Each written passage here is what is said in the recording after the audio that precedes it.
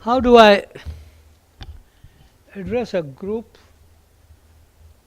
rather a species, that is in danger of becoming extinct? I'm concerned because, for better or worse, I belong to the species and I've always been proud of belonging to it. Be that as it may,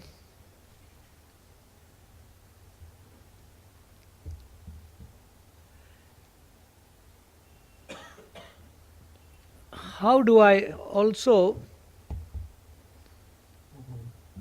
initiate the initiated in a subject which is of everybody's interest and everybody's concern? Well, I shall do my best. The subject is legislatures in our country, and some questions are obvious. What is a legislature? How does it function? What is the public perception of it? What correctives are feasible to improve its performance or their performances? It is obvious that the human beings live in societies or collectives, and therefore throughout history they have come together to make some rules of do's and don'ts about how to live together or how to make that living together a little better. These rules or norms is what is the origin, the genesis of what legislation is. So it has always been there with us ever since a group of our ancient ancestors, as they evolved from one species into another and started socializing. I mean, that is not to say that the previous species did not socialize. I think if look at whether the ants or the monkeys or the gorillas, they all have very strong norms of collective behavior. Anyway, leaving that aside, for us the challenge came in 1947 when we attained freedom from the British rule, and very quickly got down to the business of drafting a constitution for ourselves. We did that very quickly. In about 3 years' time, we gave ourselves a constitution. We called it democratic and parliamentary form of government. Underlying that scheme of things was the concept which perhaps was always there in all societies, but we took the English language enunciation of it, called the rule of law. Now, what did rule of law mean? It meant that law is supreme, that there is equality before the law, and that there is access to justice through an institutional system that we call the judiciary. And one of our distinguished personalities in contemporary India, Professor Upendra Bakshi, put it succinctly.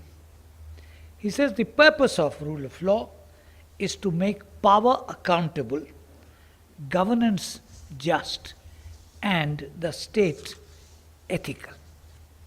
All three: accountable, just, and ethical. The constitution that we gave ourselves right in the beginning said India is a union of states. There are historic reasons for it, I shall not go into it. The word federation is not used in the text. However, the political vocabulary and the juridical pronouncements today now use the expression cooperative federalism.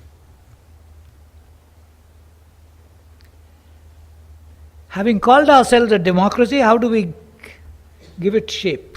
This is done through elected representatives. And it is these elected representatives who constitute what we call the legislatures, whether the legislatures in the center or legislatures in the states. And because we have a federal-like structure, the legislatures are in both the states and in the center. The Constitution defines it precisely in terms of 2 articles and through 2 amendments, that there shall be a central parliament, there shall be state legislatures which could be bicameral or unicameral, and then through the 73rd, 74th amendment, the lower down step of municipal councils and village panchayats. The Parliament of India consists of the President of India and the Rajya Sabha and the Lok Sabha. People often forget that President is part of the Constitution, part of the Parliament. They also forget that the Rajya Sabha came into existence before the Lok Sabha was constituted. In the states, the lawmaking bodies consist of the governor and the legislature, some of which are bicameral, a few are bicameral, and most of them are unicameral. The Parliament is neither sovereign nor supreme. It is very important to remember that. It is neither sovereign nor supreme, and its authority and jurisdiction is limited by the distribution of legislative powers between the Union and the states as per 2 articles of the Constitution, 245, 246, and the 3 comprehensive lists which are there in the 7th schedule of the Constitution. It's called the Union list, the state list, and the concurrent list.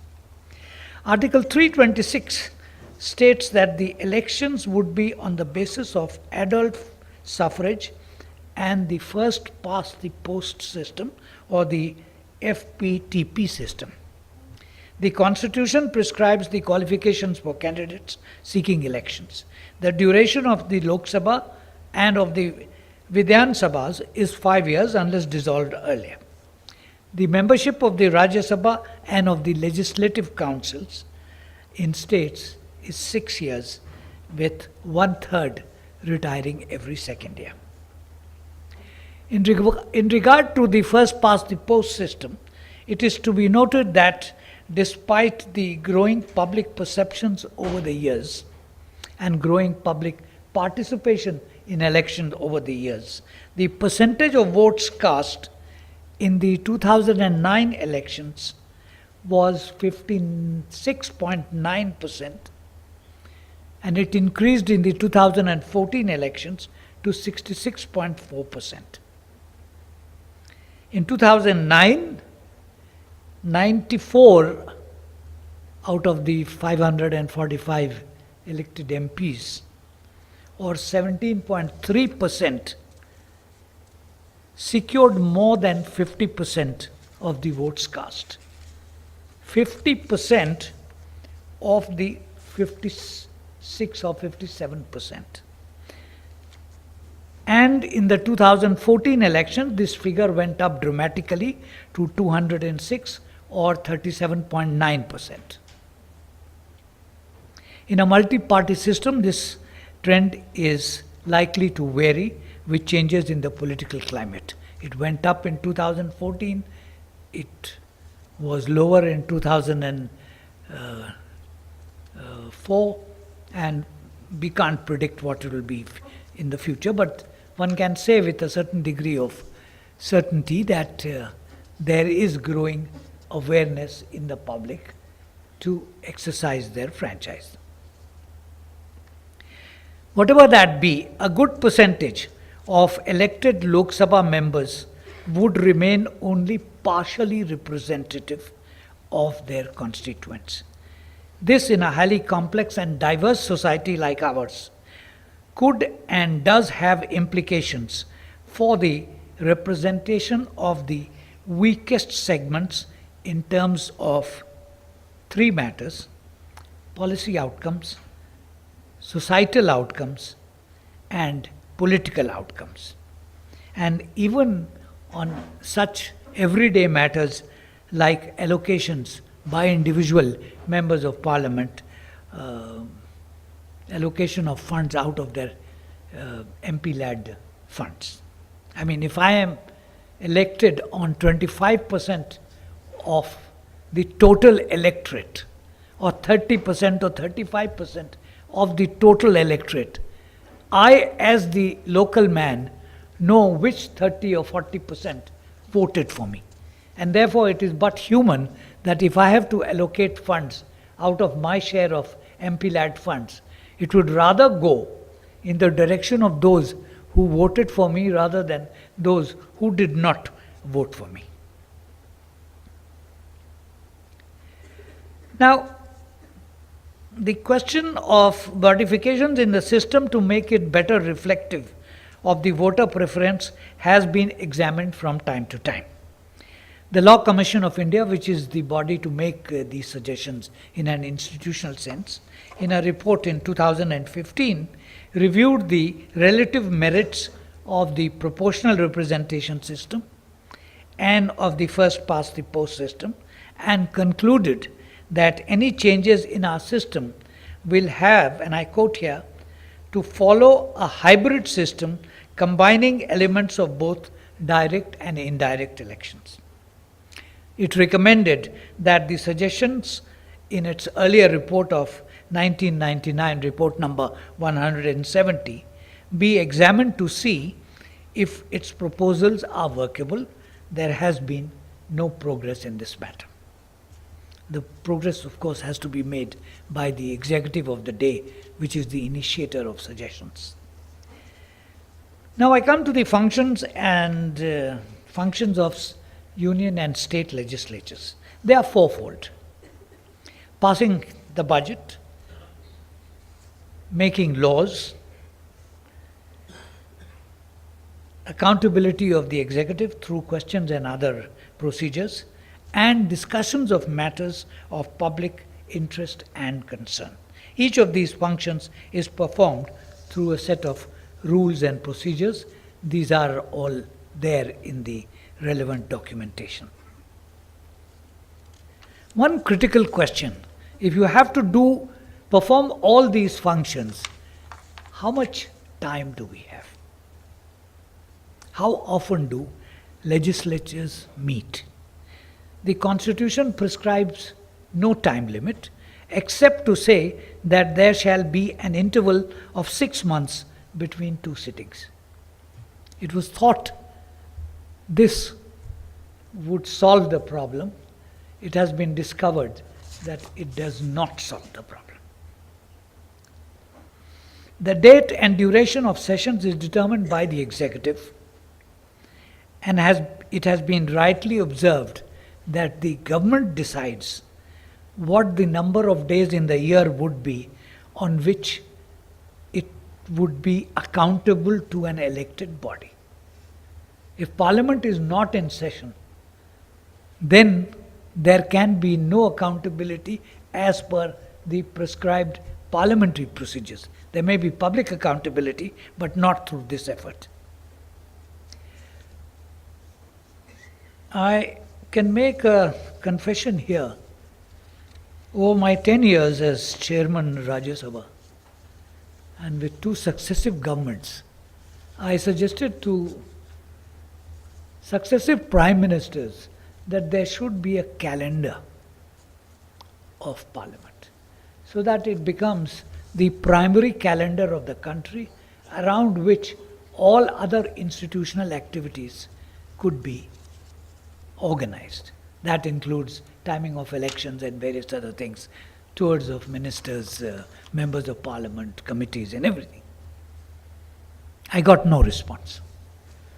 I concluded that this has something to do with the role that, the unstated role, which the astrologer plays in our society. Am I wrong? Please contradict me and correct me. But let me go to give you some data.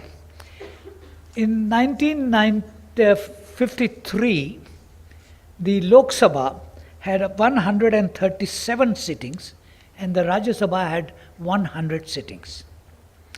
The average for the Lok Sabha for the 1950s was 127, and in successive decades it was 116, 110, 95, 76 and 72. In the years 2011 to 2017, it was 68. So the graph moves only in a certain direction. The corresponding numbers for the Rajya Sabha are marginally lower, except in recent years when the two houses meet and adjourn on the same days. In other words, only about 50% of the time devoted earlier is now being given to Parliament for transacting its business. And therefore it is a fair index of its creeping dysfunctionality. The situation is worse in state assemblies, who, under the second list of the 7th schedule of the Constitution, have exclusive legislative competence in as many as 66 subjects. In the period 2011-2016, the average for Assembly 16s was 46 each for Kerala and Madhya Pradesh, 45 days in the year for Maharashtra, 42 for Odisha, 37 for Bihar, 31 for Gujarat, 25 for Uttar Pradesh, 24 for West Bengal, and nearest home, 16 for Haryana. The seriousness of approach is evident and in no need of commentary.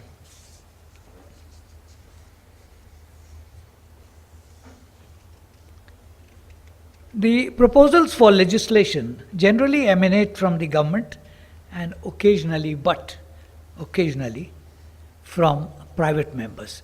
I think the last private members bill that actually was approved by Parliament was sometimes in 1970 or so. After that, bills have been tabled, they have been discussed, but invariably either withdrawn or shelved. They become law when they are approved by both the houses, except in the case of money bills, and receive the assent of the President of India, who under Article 111 can return a bill but once, except again money bills, he has no role for reconsideration or amendment. But if the bill is sent back to the President the second time, then he has to affix his signature on it. Given the diversity of their collective knowledge and experience, prudence would suggest that careful deliberations be given to ensure that the proposed legislation is within the ambit of the Constitution and does not have unintended consequences for any segment of the public. This is not always so. In addition, there is a time disjuncture in lawmaking and the framing of rules to implement them, and I think there is virtually everybody in this audience knows what rule making is to legislation. If rules are not made, no matter how high-minded the wording of the law is, it has no relevance. And this is where a lot of deeds and misdeeds take place.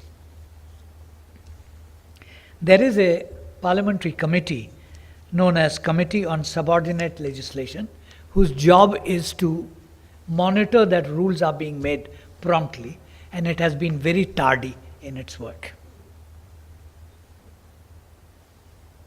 How seriously does the Parliament discharge its legislative responsibilities?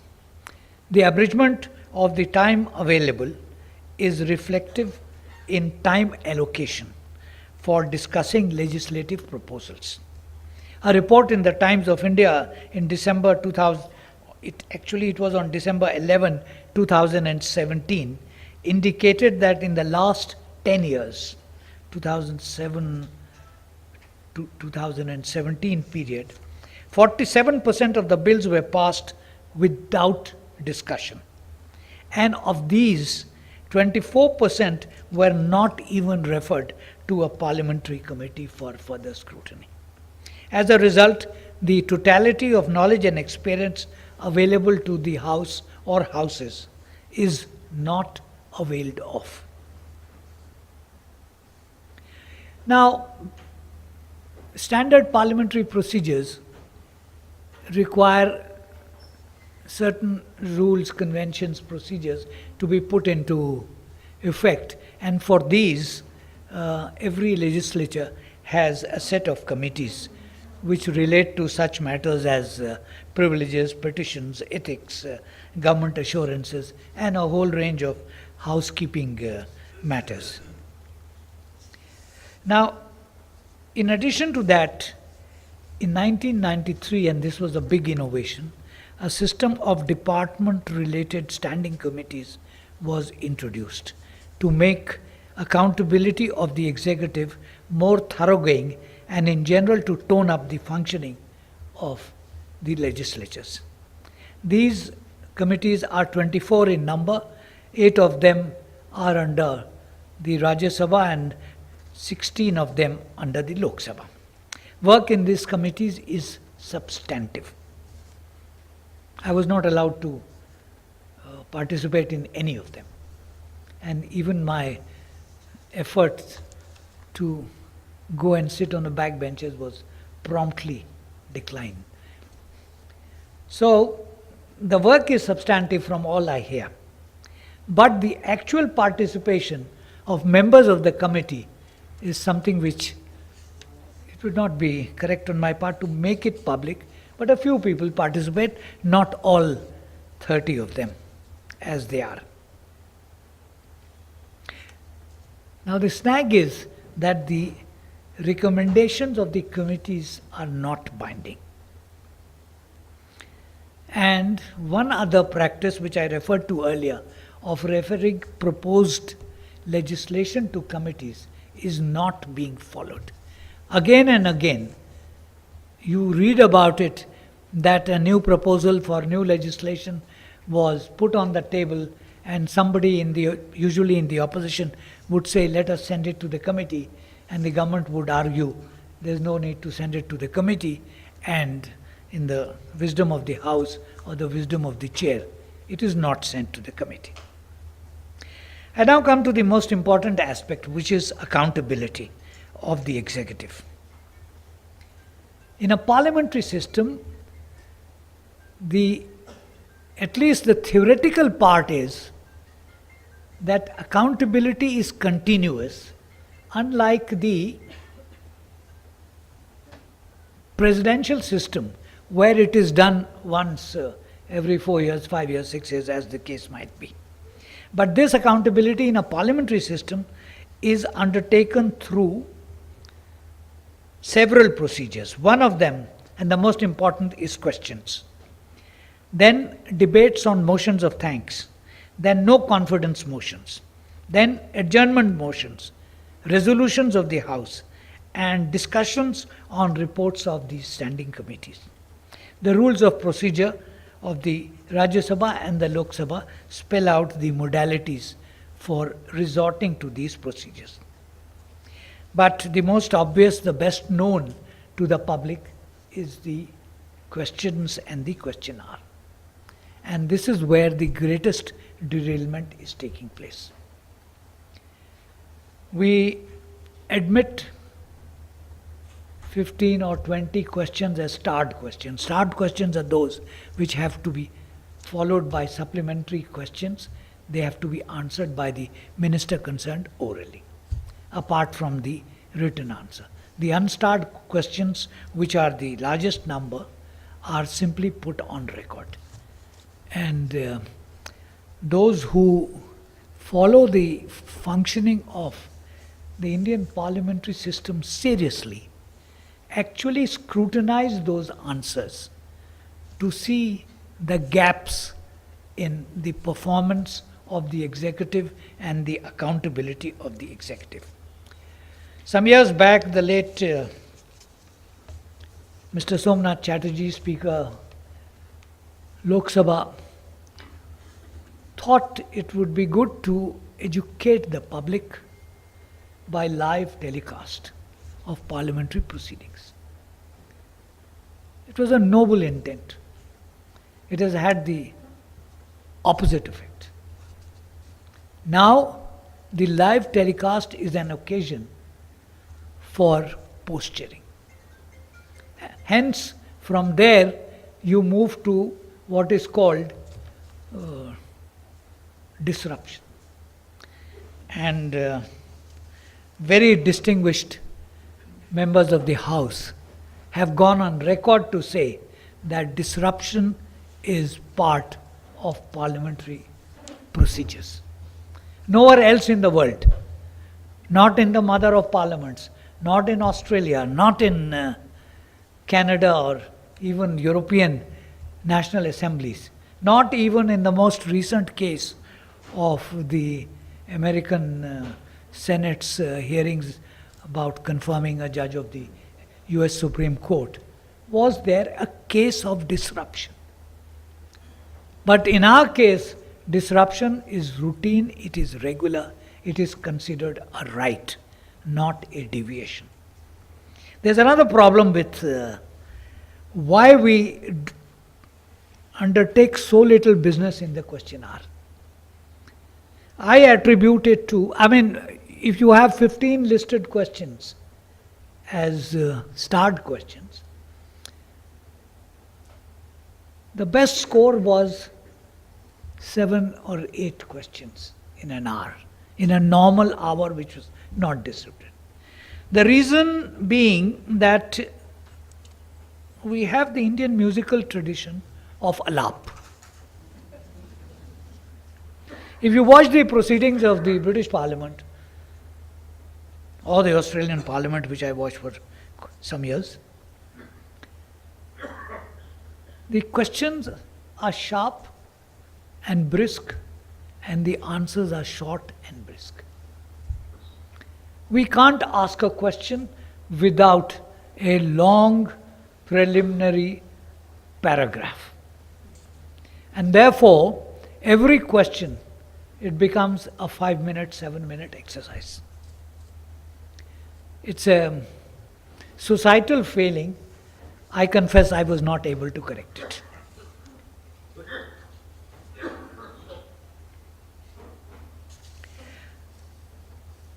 In regard to legislation,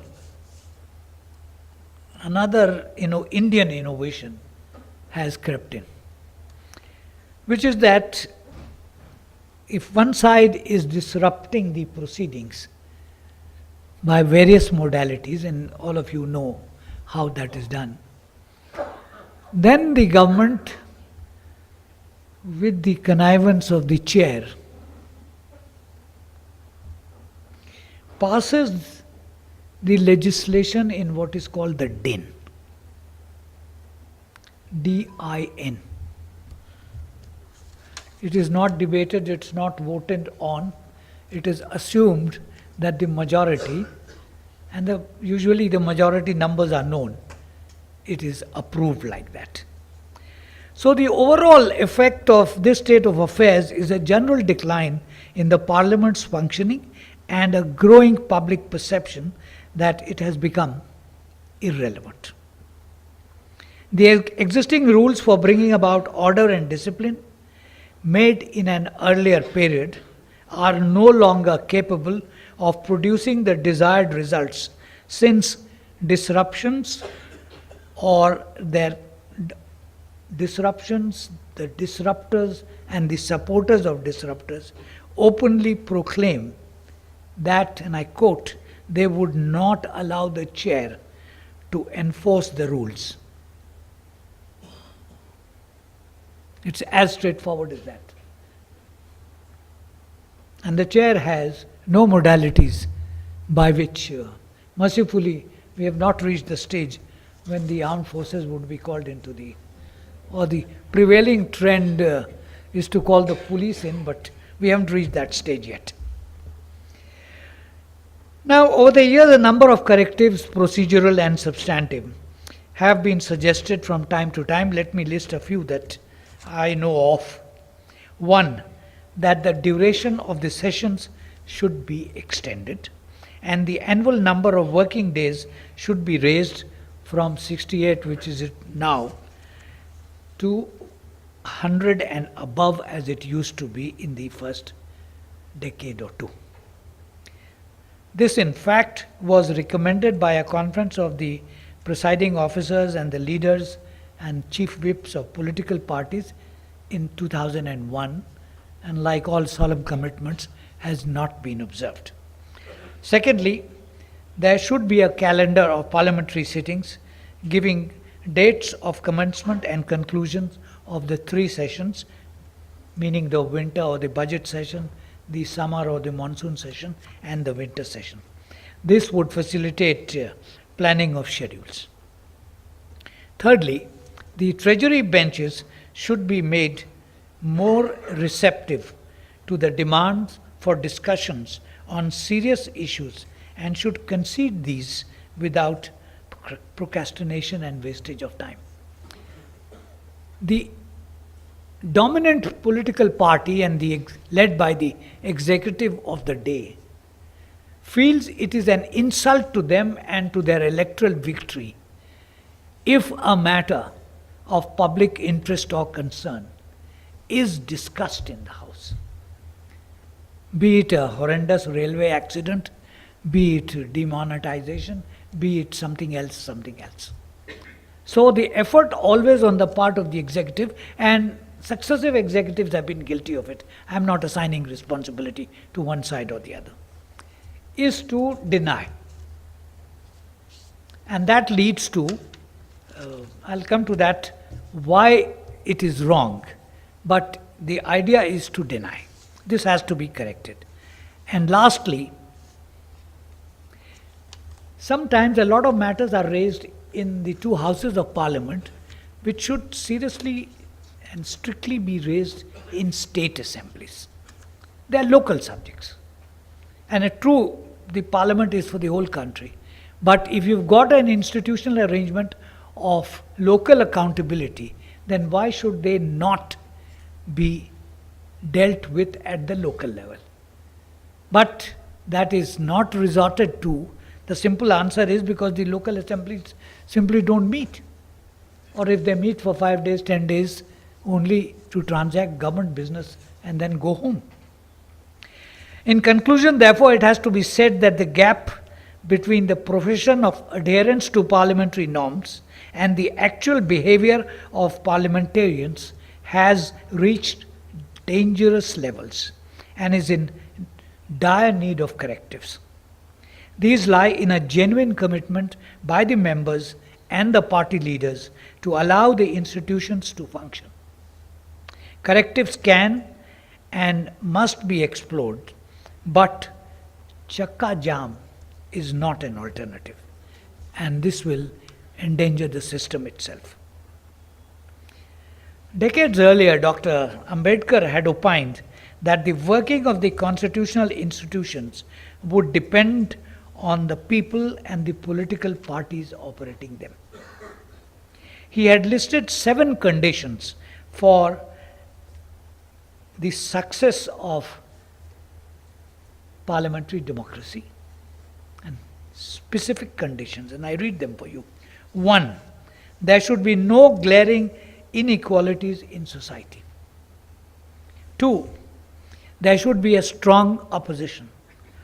3, there should be no tyranny of the majority over the minority. 4, there should be equality and law and administration. 5, there should be observance of what he called constitutional morality. 6, there should be a functioning moral order in society. And 7, again to use his term, public conscience. I don't have to amplify these. This audience, with its long experience of different aspects of public life, is in a good position to judge what Ambedkar meant and the extent to which this is being observed or not observed. What has happened really is that much too often our representatives resort to what Edmund Burke called in another context craft and credulity that stifle reasonable discussion. Now, how long can a society that professes to seek accountability from elected representatives live with this dichotomous behavior? I can end by resorting to a bad habit of mine, which is to recite an Urdu couplet. रुलाता है तेरा नज़ारा ऐ हिंदुस्तान हमको, रुलाता है तेरा नज़ारा ऐ हिंदुस्तान हमको, तेरी बर्बादियों के मशवरे हैं आसमानों में. Thank you. Okay.